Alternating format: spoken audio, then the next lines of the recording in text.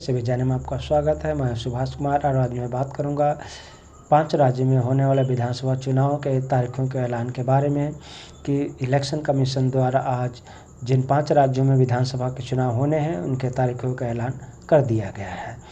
इनमें से मैं राज्यवार उनके नाम और सीटें बताता हूं कि जिन 5 राज्यों में विधानसभा के चुनाव होने हैं। उससे पहले एक बात जो ये इन राज्यों में लगभग 1 महीने तक चलने वाली चुनाव प्रक्रिया को देखते हुए जो केंद्र की मौजूदा सरकार है जो इस तरह से प्रचार कर रही थी कि 1 नेशन 1 इलेक्शन, इस जो 1 महीने तक जो इस राज्यों में चुनाव होने हैं उसकी प्रक्रिया को देखते हुए 1 नेशन 1 इलेक्शन की बात एक तरह से पूरी बकवास लगती है। अब मैं बात करूंगा राज्यवार चुनाव तारीखों के बारे में कि किस राज्य में कब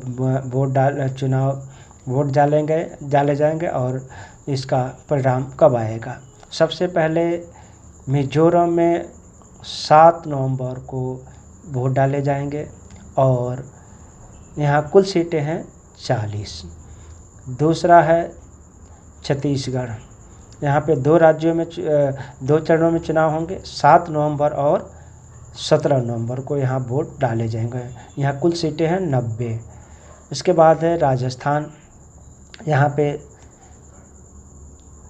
23 नवंबर को चुनाव होगा और यहाँ पे कुल सीटें हैं 200। इसके बाद से मध्य प्रदेश 17 नवंबर को यहाँ एक ही चरण में चुनाव होगा और कुल सीटें यहाँ 230। तो मैंने 5 राज्यों के आपको नाम बताए, उनकी कुल सीटें बताई और सभी के जो है चुनाव का परिणाम एक ही दिन 3 दिसंबर 2023 को आएंगे।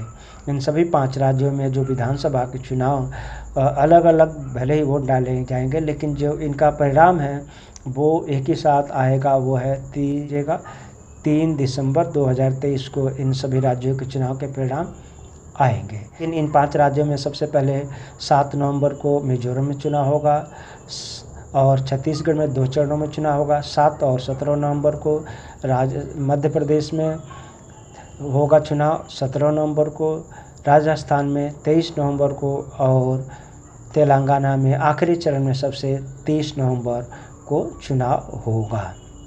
और इसी मैं एक और बात कहना चाहूँगा, एक तरह से एक सूचना है कि आपने देखा होगा कि बहुत सारे चैनल या इस तरह के जो मीडिया है वो मुख्य धारा के मीडिया शायद आप लोगों को इसके बारे में बताया होगा कि जो धारा 370 हटने के निष्क्रिय होने के बाद लद्दाख कारगिल जो काउंसिल है में जो चुनाव हुआ है उसके बारे में वहाँ जो रिजल्ट आई है वहाँ बीजेपी बुरी तरह से हारी है। उसके बारे में ज़्यादातर इसमें खबरें नहीं आ रही हैं, तो उसके बारे में बताता हूँ आपको। वहाँ पे कुल 30 सीटें हैं। उन 30 सीटों में से जो वहाँ पे नेशनल कॉन्फ्रेंस है उसने 12 सीटें जीते हैं, कांग्रेस को 10 सीटें मिली हैं, बीजेपी को केवल 2 सीटें और 2-2 सीटें निर्दलीयों ने जीते हैं। 30 सीटें होती हैं यहाँ पे काउंसिल के, जिसमें से 4 जो है उनको मनोनीत किया जाता है। बाकी 26 सीटों पे चुनाव होता है, जिसमें से 22 सीटें गठबंधन ने जीते हैं, अलायंस ने जीते हैं, जिसमें नेशनल कॉन्फ्रेंस 12 और कांग्रेस ने 10 सीटें जीते हैं। जो वहाँ पे जिस तरह से धारा 370 निष्क्रिय हुआ था और जो मौजूदा जो केंद्र की सरकार है उसको ऐसा उम्मीद थी कि इस धारा 370 हटने के बाद उसको वहाँ की जो जनता है उसे उसके काउंसिल में बहुमत होगी लेकिन चुनाव में, लेकिन वहाँ की जनता ने उनको बुरी तरह से नकारा है, जिसमें से उसमें उनको मात्र 2 सीटें मिली हैं। इस तरह से एक तरह से देश का जो आने वाला यह दर्शाता है कि किस तरह से बीजेपी के खिलाफ लोगों में रोष है। और इसी तरह शायद मध्य प्रदेश, छत्तीसगढ़, राजस्थान और तेलंगाना और मिजोरम में भी शायद देखने को मिले। इनमें से